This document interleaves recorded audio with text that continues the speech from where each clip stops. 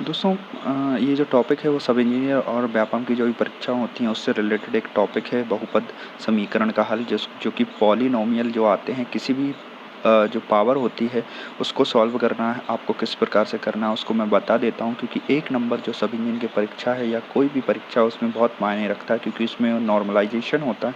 वहाँ पर आप पॉइंट से भी जो है रह सकते हैं, तो उसी को आप देख लीजिए किस प्रकार से ये वैरी करता है। इसमें इसे पूरी देखिए, मैंने आपको पर्टिकुलर सॉल्व करके भी बताया है, तो आखिरी तक वीडियो को ज़रूर देखना।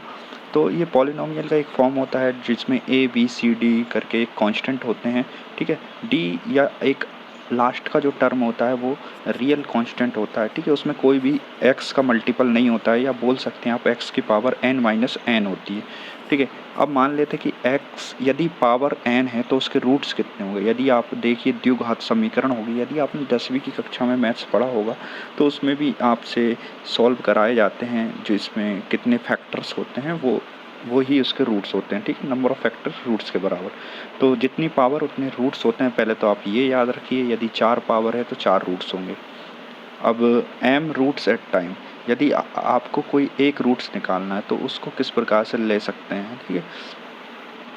जैसे कि यदि आप m roots at a time ले रहे हैं, यानी मान लीजिए आपके पास 4 रूट्स हैं, यदि आपको 3 रूट्स लेना है एट ए टाइम, तो आप किस प्रकार से उन्हें ले सकते हैं। उसका एक सिंपल सा फॉर्मूला है, -1 to the power m coefficient of x to the power n minus m।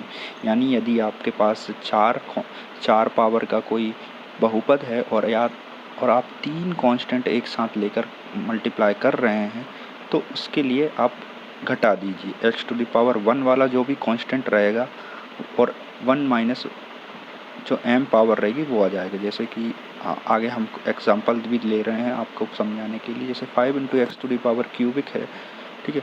उसको जैसे ही आप सॉल्व करना है किस प्रकार से कर सकते हैं। जैसे तीन रूट हैं उसके, अल्फ़ा बीटा गामा, उसको तीनों को मल्टीप्लाई करना है या एक साथ करना है तो किस प्रकार से आप ले सकते हैं, ठीक है। अब हमने मान लिए, हम पहले जो है इसके n बराबर 3 रूट रहेंगे, और अब हम लेते हैं 2 रूट एट ए टाइम। या 2 रूट एट ए टाइम रखना है तो alpha into beta plus beta into gamma plus alpha into gamma, इस प्रकार से रहेंगे, ठीक है। मतलब 2 रूट आप ले रहे हैं तो उनका मल्टीप्लाई इसी क्रम में आपको करते जाना है।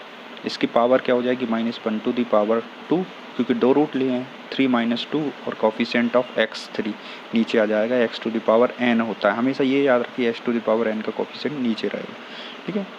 तो उसको आप सोल्व कर लीजिए। अब इसको जैसे ही आपने सॉल्व किया तो आपका आंसर 3/5 अल्फ़ा बीटा और गामा की जो इक्वेशन है 3/5 रहेगा। इसी प्रकार अगर आप एक रूट एट ए टाइम ले रहे हैं, ठीक है, एक रूट एट ए टाइम लेकिन तो alpha plus beta plus gamma, इस प्रकार से सॉल्व करेंगे जब आप, तो इसका आंसर -2/5 आ जाएगा, ठीक है।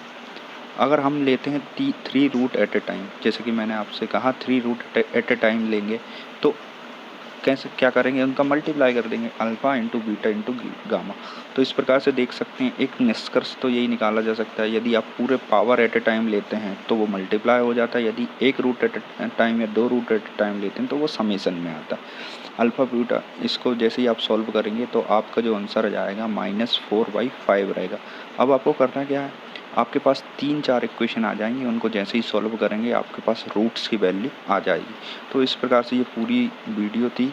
अभी मैंने आपको एक एग्जांपल है जो 2016 के पेपर में आया हुआ है, इसी के पैटर्न से समझाया हुआ है, उसे भी आप ज़रूर देखिए।